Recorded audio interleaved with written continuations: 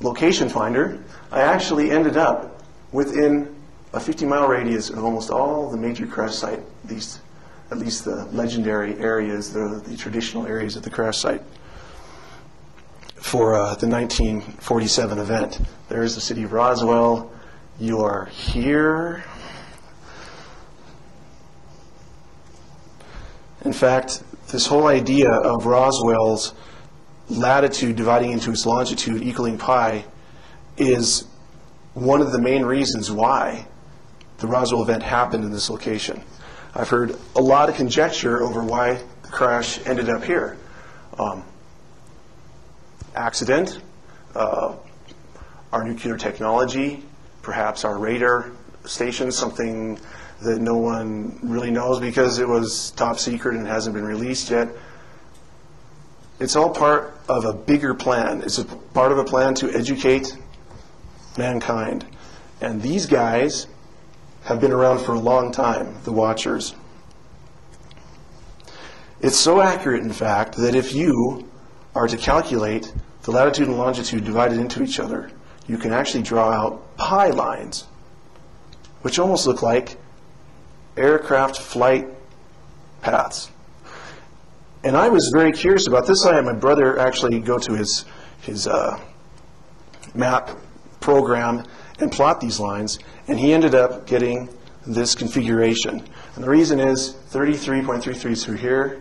If you're measuring in arc seconds, they end at 60 degrees, so you're going to have to jump to do the next calculation. So there's only two lines that are that long. This one represents the digital line. This is the 33.33 line. And this is a map of the traditional crash sites. There have been speculation over which ones are authentic and which ones aren't. And this is by no means a real accurate map, but the general placement of these things is here. And this is the site, the area that I want to focus on, because this is where the pi lines actually occur. In fact, they do occur on the pi lines. These are the traditional sites for the Brazil Ranch site, the second Brazil Ranch site, the Jim Ragsdale site, and this thing, the Hub Corn site, which I don't know much about. And I wasn't really that studied on the Roswell event until I started finding these things out from this crop circle.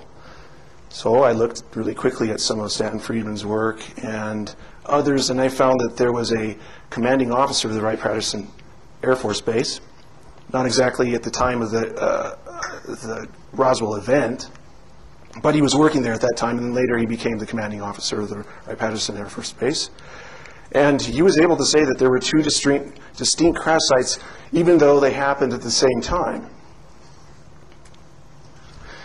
And there's some other even more symbolic, deeper meanings to all these things that are incorporated into the crop circle. For example, even the word ASCII. There's actually a Greek word, ASCII, which means without shadow.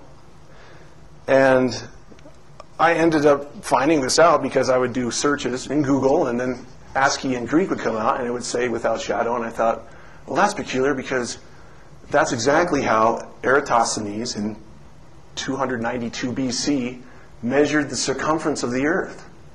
And then, after measuring the circumference of the Earth, he was able to solve the diameter of the Earth using pi, which has shades of what this crop circle does.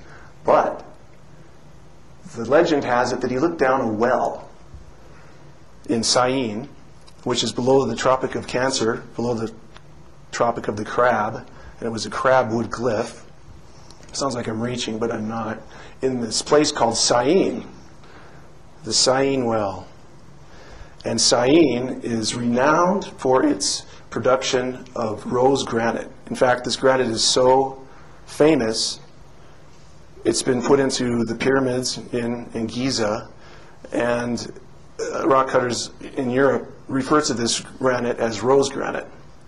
And in the solstice, the sun will shine perfectly down this well, or any well in Syene at the time, and cast no shadow, ASCII.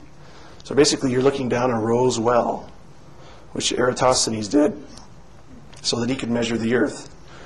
It's about learning geometry, measuring the Earth. That's what geometry means.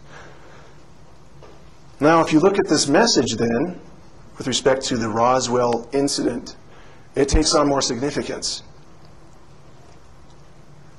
You don't see this vagueness and ambiguity here because if, in fact, Philip Corso's book is correct, and he's talking about crash material being inserted into the private sector, what have we seen from that?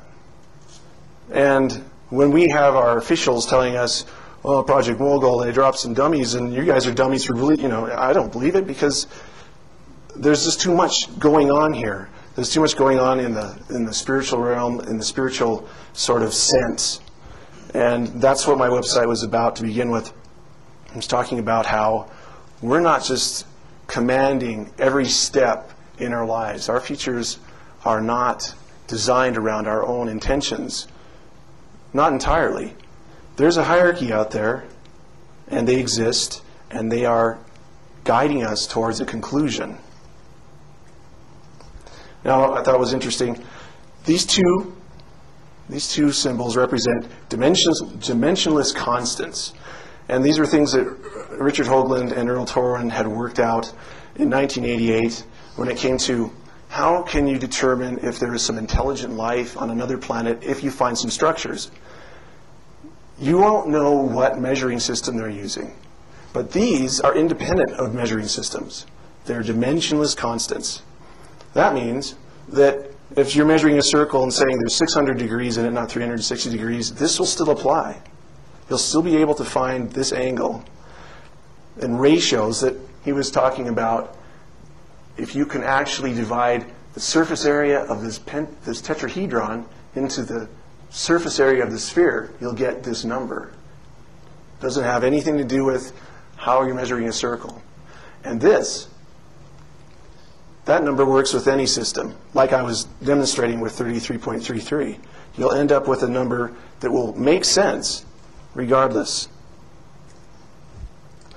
And that is a strange but a very testable connection between Mars, the Cydonia region that Hoagland's done all this work on, and Earl Torren, I might add,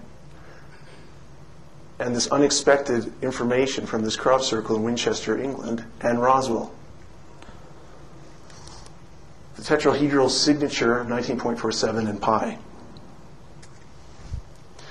There's also another number that comes up, of course, and this is 33. And if you notice, the Cydonia site is actually at an angle here from the east, from true north, at an angle of 33.33. And I got this from Mark Carlotto's site. It was he who had discovered this principle. It is integral to understanding what's going on with the Watchers, what's going on with the crop circle, what's going on with Roswell. This, you go to a site the FBI has for the Freedom of Information Act, and notice the strange occurrence of the number 3 in this memorandum dated 1950, March 29th. It says an investigator for the Air Force stated that 3 so-called flying saucers had been recovered in New Mexico. Right there. This is the crop glyph from Winchester. They were described as being circular in shape with raised centers, exactly like depicted there.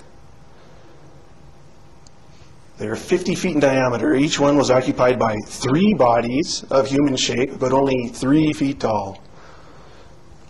And then it goes on, and they are speculating about what the suits were for that these things were wearing it. I started wondering, why does this recur?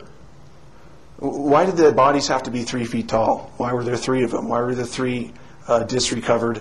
If this is a bona fide document, it's still actually following what this crop circle has suggested. And this leads me to a very fascinating and sometimes difficult to grasp connection between Mars and Earth. But I think you'll see where I'm going with this. This is a 33.33 line, which kind of divides the crust